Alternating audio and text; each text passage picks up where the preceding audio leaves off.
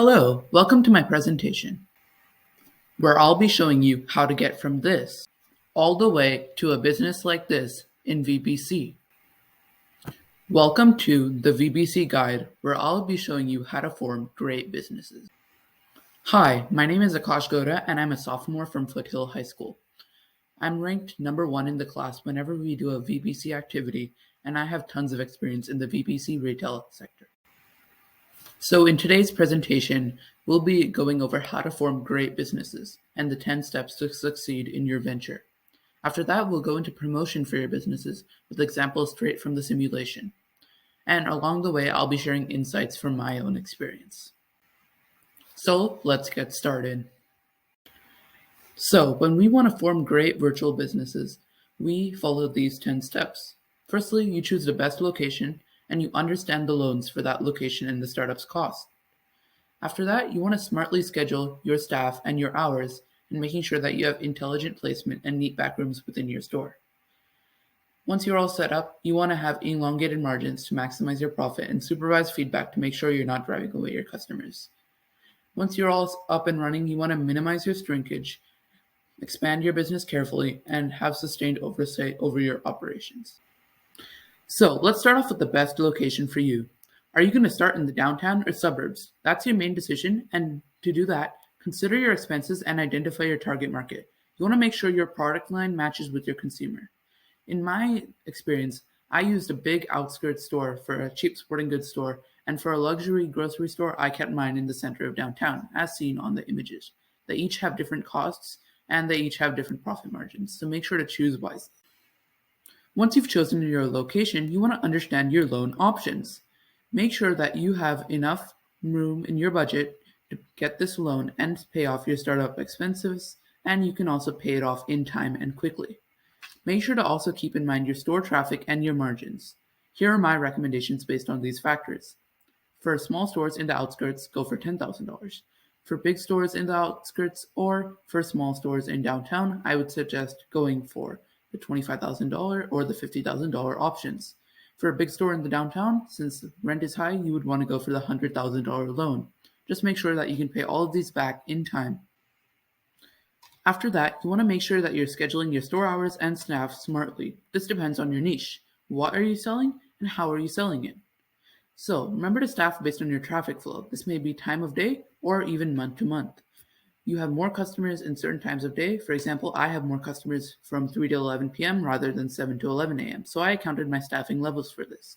I also boost my staff levels in the holidays in order to make sure that I'm meeting the demand. And remember that staff wages can add up, so make sure to factor that into your calculations. Next, you want to have intelligent item placement. You want to make sure that your customers are enticed to make impulse purchases, and this can be done by arranging your stores neatly and having necessities in the back and impulses in the front. You want to have complementary items, for example, baseball bats next to baseball balls.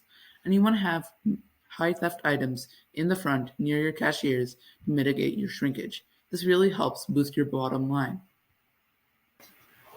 Once you have your store layout set up your back room.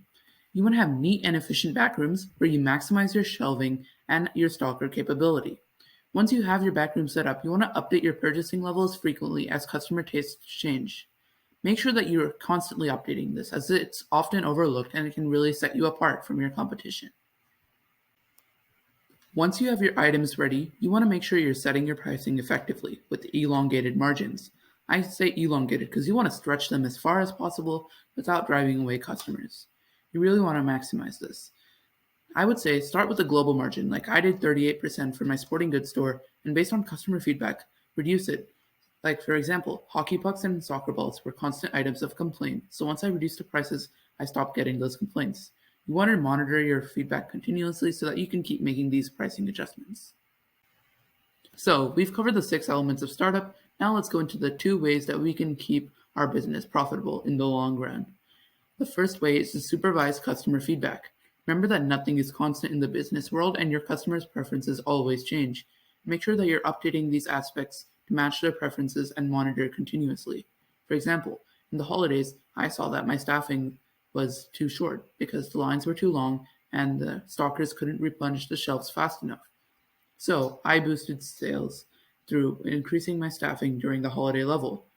This really helps because you are making sure that you're meeting your customers' feedback and they'll keep coming back for more. Now, the other step to having a sustainable growing business is a shrinkage mitigation strategy. There are often multiple of these that you can employ. The first one is always use either cameras or scanners, and sometimes I recommend both if you're making multiple thousands of dollars of profit per week. And the second way is to keep high theft items in your cashiers. And you want to do this because this discourages people from shoplifting. Now, in order to keep implementing these strategies and making sure that they're successful, you want to monitor your reports, which include inventory and income, and the trends based on your business. For example, I see that my shrinkage varies from week to week, and I am continuously aware of this and improving my business because of this. Now, once your business is profitable in the long run, you want to keep these two things in mind. You want to expand carefully and sustain your oversight. You want to make smart decisions and know when to stop making these decisions. There's a certain fine line, and you'll learn this through experience. And when you're trying something new, and in fact, I recommend this, but always wait 2 weeks to see the full impact, as it can sometimes take time for customers to adapt to your changes. And remember that your traffic varies a lot, and you need to account for this. Now, we've covered the operational aspect of businesses. Now let's move into the promotional one. Now, when you are promoting, you really want to know who you're trying to attract. Are you targeting the high-income downtown resident, or are you targeting the low-income outskirt resident? You really want to make sure that you're targeting effectively. And you also want to get to know your customers' preferences. And this is a great way to do this is through surveys. For example, when I started my radio campaign, I held a survey and found that my audience is pretty split between the different stations they listen to. So I spent an equal amount of advertising dollars on both stations. So before we get into the different methods, remember that promotion is core to any business. People need to know about your business so that they can spend their money there. So the first method I'd like to talk about is radio. Radio has different listeners, and it's very effective since that's the main source of entertainment when people are in their cars. After that, we have billboard signs. Billboard signs are very effective in the way that they plant the seed in their head for them to come back later. They also work for specific geographical targeting. Next, we have newspapers. In newspaper circulars, you don't want to discount too often, but you want to pick a loss leader, go with it, and you also want to make sure that people are buying other products as well in order to maximize profit. And with emails, you don't want to spam your audience as that can turn away customers, but you want to grow an organic list through paid offerings, and you want to make sure that you may start with a paid list, but you want to transition your reliance on that into an organic list of your own. And to summarize promotion, you want to make sure that you do this, that it's essential. You want to make sure you're targeting the right people in the right way. Here are some promotional examples. First, we have radio, where I split my budget equally because my survey results showed me that people like to listen to both stations. Next, we have billboards. Billboards target geographically, and you can really see that I targeted residential areas in the outskirts in order to maximize my customer base. And for newspaper circulars, I have both big offers, like the buy one, get one free on baseball helmets, and I also have assorted offers and with percent discounts, like the 20% off soccer goals and 30% off soccer balls. And for emails, I have 2 examples of unsuccessful campaigns and 2 examples of successful campaigns, making sure that you're providing enticing content and sending it to the right people.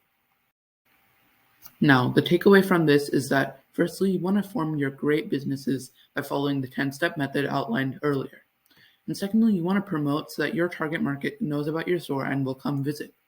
And remember that these business principles can be also applied outside of VBC into real-life scenarios. Thank you for listening to my presentation today. I really hope this helped you grow your great businesses.